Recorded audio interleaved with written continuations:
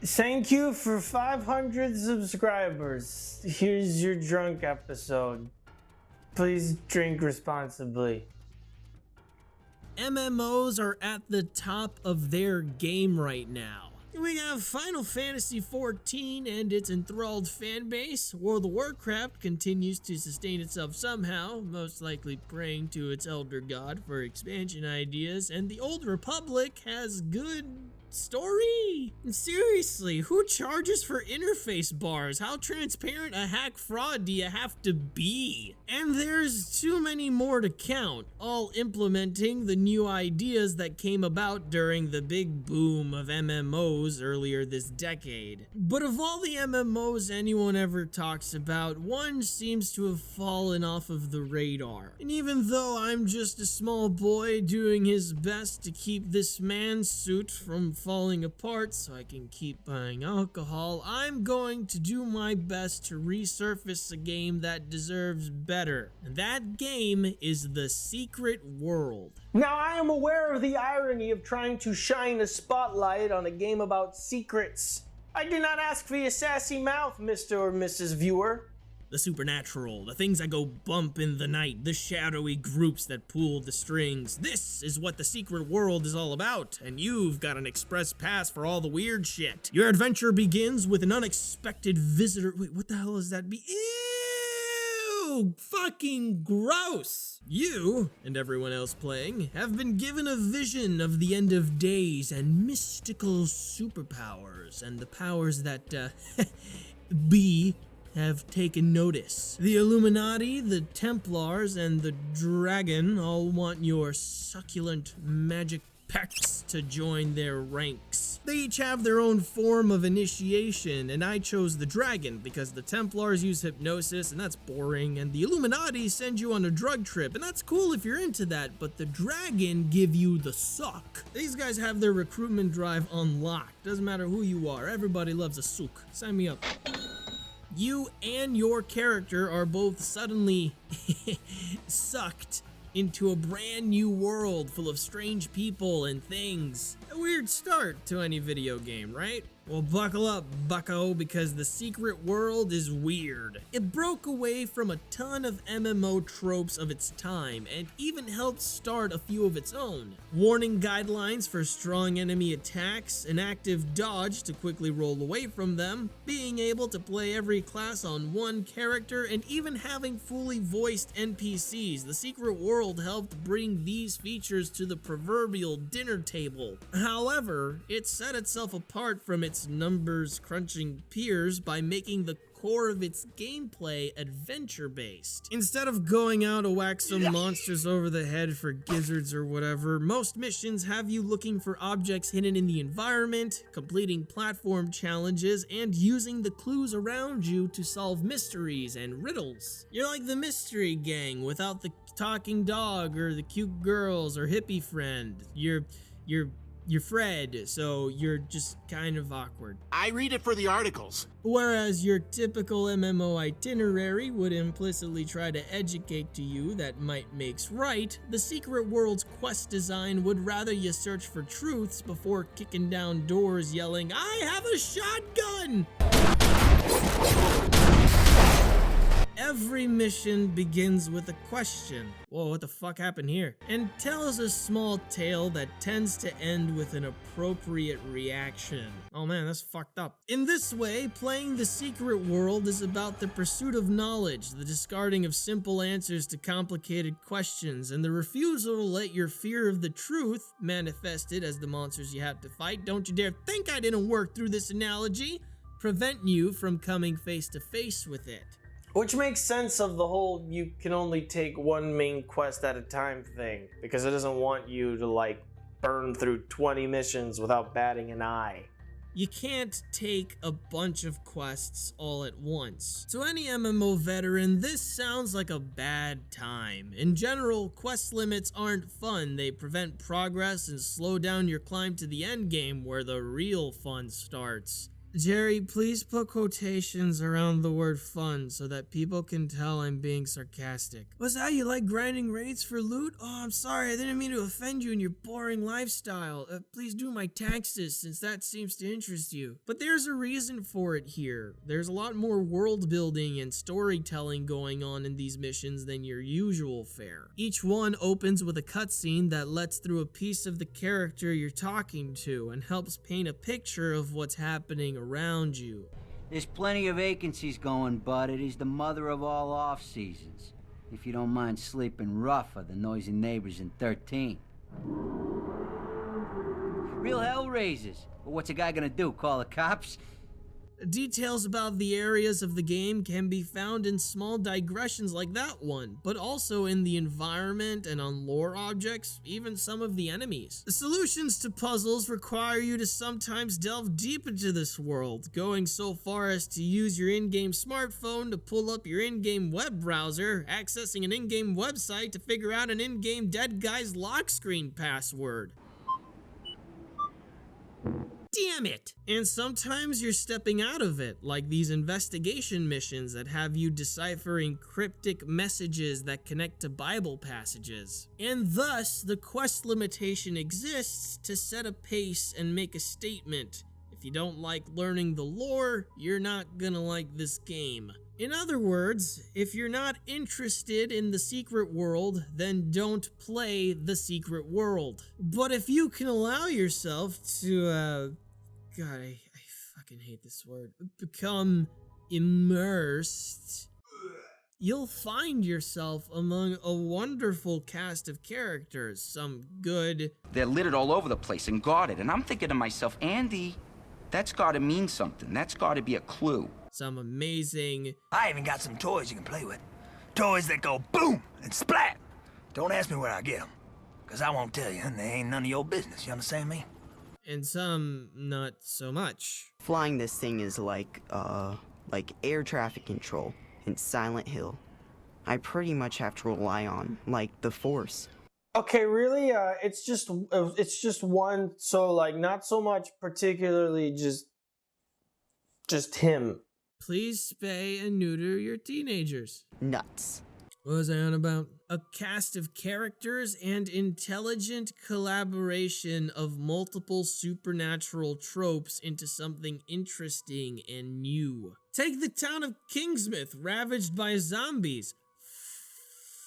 Fuck zombies! Zombies suck! But it doesn't take long for you to uncover the deeper and darker reasons for the sudden rising of the dead. Servants to Nordic ghouls serving an elder god. But instead of leaving it at that, the secret world throws other concepts in. What if the town was fucked up to begin with? What would happen if, say, some of these zombies were cultists with powers in the occult, or witches with dark magics? What if some of these spirits returning to cause havoc were killers and psychopaths out of a slasher movie? What if the fortune teller down the street really did start getting visions? All of this because of the Eldritch fog moving in.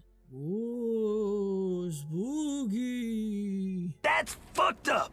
Whether it means to or not, the secret world makes a great point about doing what's been done before. There's ways to make something new out of it. Not every idea is going to be original. In fact, it's safe to say almost none of your ideas are going to be original, but you can certainly have an original take on them. This is something we've seen throughout history, from the invention of fire to different flavors of potato chips. Originality is often discovered in the places we're most familiar with. The example it gives us may look too on the nose because you could narrow it down to plain juxtaposition of these familiar concepts, but that's what's great about it. There's a uniqueness to giving monsters and secret organizations a pecking order and rivalries. It is not the nature of these things that are all that interesting, but the interaction between them and the story that comes out of it that is. With all the attention-grabbing curiosity and intrigue, you'd think there'd be some left for the combat. But nah.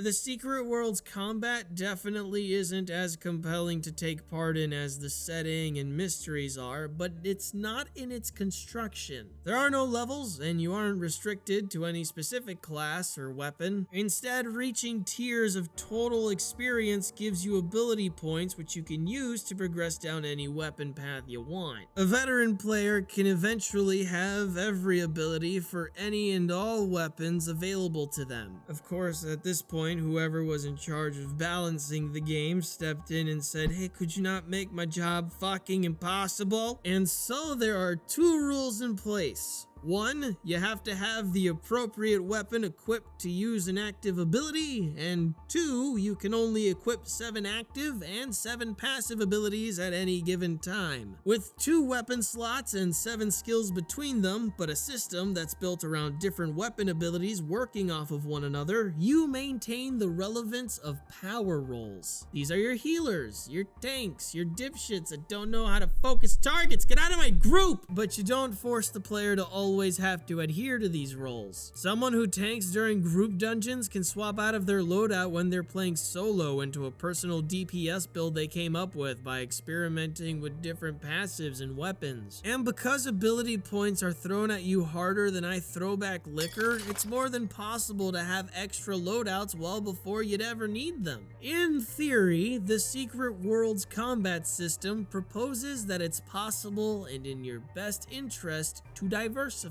Even though you might be fantastic at doing one thing, it doesn't mean you can't take a break from it to try something else. What you already know might accelerate the learning process, and in a lot of cases, the things you learn can be brought back and applied to what you know best. There's little to lose from learning what does or doesn't work for you, but in practice, the combat system would also propose that there's little to gain from it. It just doesn't feel like the way I fight matters. All this customization within limitation is neato burrito, but when it comes to brass tacks, combat in the Secret World is too easy. Melee weapons, guns, magic, all fine weapons of choice, but mechanically don't function any different from one another and aren't any better or worse at dealing with enemies. They all have single target attacks, multiple target attacks, buffs, and abilities that build resources for abilities that consume them. Equipment dictates your stats, but if you're doing what's encouraged and completing quests, you'll have the best equipment for that area within an hour. It's so easy to mow down enemies that fighting any becomes a chore when you're trying to solve the game's puzzles. You start to actively avoid fighting anything because there's no longer any reason to do it. You have the gear, you get the XP from quests, and there's little chance you'll die in the encounter. You'll die more often doing things outside of combat and not in ways that feel fair. Like, why are you going to give me these platforming challenges that require precision and fine-tuning, but then make any double tap of a movement button a dodge roll? No, seriously, who's not listening to the testers? Is it just me? Am I bad? Do I suck? Is it my fault? It's my fault. There's some of that classic obtusity adventure puzzles tend to have, where the solution to a puzzle only makes sense to its creator, but the real culprit are the lengths the Secret World wants you to go to solve its puzzles. Here's one that expects you to decipher Morse code.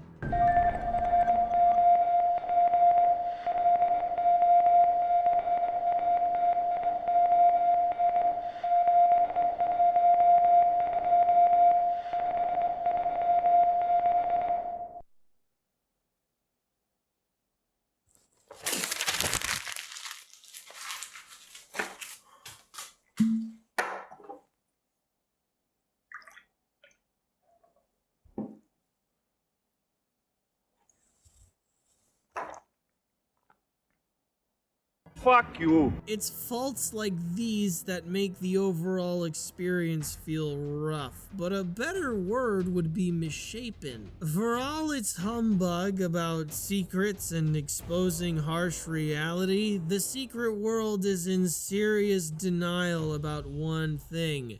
This game did not have to be an MMO. Yeah, but you see, you can say that about any MMO. Shut up.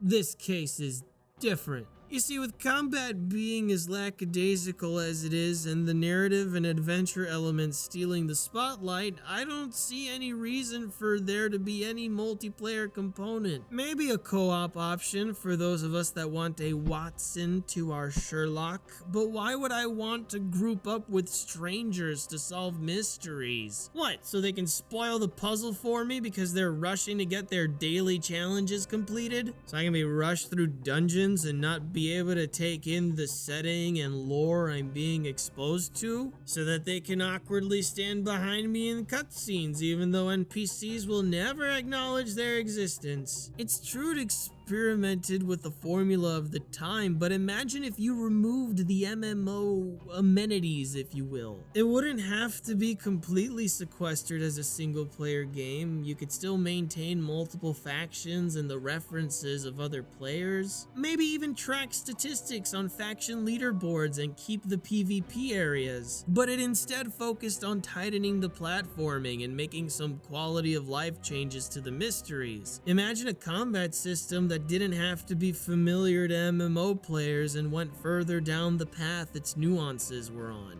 Think about smaller map sizes to accommodate one player and how packed full of intrigue that world would be. And stop. Because that's not the game we have. But it's still good, and it's a great example of why I love video games. And that is the little journey you go on playing The Secret World, a game that buries truths for you to find, that asks you to search for yourself within those truths and expand your comfort zone to find more. Uncovering this secret world of monsters and mystery is all just a big metaphor for uncovering the monsters and mysteries within us. The secret world that's inside of us, undiscovered but present in every waking moment of our lives and shaping who we are. And that's video games. That's why I play them. That's why I'm down with this shit and why I keep making these videos, because it's not just about pushing a button. It's not about sitting on the couch for 8 hours with your brain melting and the Cheeto dust fusing to your skin like some kind of cheesy poof homunculus. It's about being able to appreciate the craftsmanship that goes into something, being able to understand why certain things work and why some don't, and having the desire to decipher the reasons why you do or don't like it. It's about walking away from each experience with a lesson learned, or at least a grasp of what could have been learned, and exposing yourself to the ideas that were presented, whether or not you are comfortable with them. It's cracking jokes about it at the end of the day, because even that is a part of it. Even if you aren't aware of it happening, it does. It affects you. Whenever you smile over a flawless combo, the next time you run across the house pretending to be a character from a game you're playing, that moment when a game reminds you of a loved one or some cherished memory, that is your mind asking you, begging you to turn the stone over and examine what lies underneath. It is your heart, it is your humanity reaching out towards sunlight to grow, and you should help it grow. You need to help it grow, because for better or worse, this is our ethos. This is our literature. The ink is missing and all the pages have fallen out, but its strength, that which has fueled humankind for centuries, remains, and it is our duty, our obligation to use it and preserve it for the people who will be here long after we die, for that is part of what it means to be human.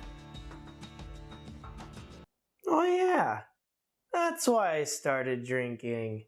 You must be a riot at parties. So, what have we learned? 1. Work can be fun if you make it fun. 2. Appreciate the little things in life. Celebrate the small discoveries. 3. A little levity in your life is good. 4. People are more important than our material surroundings. 5. Adapt to new situations and learn how to deal with them. Grow and accept when times have changed. 6. Take things one step at a time and see everything through to the end. 7. There is a difference between doing something and doing something well. 8. We all take away different ideas from the things we consume. 9. Halloween is fucking dope. 10. Surround yourself with people whose strengths are your weaknesses. And 11. Play more fucking video games. Until next time, my name's GC. Remember that you are amazing, and keep on playing positive.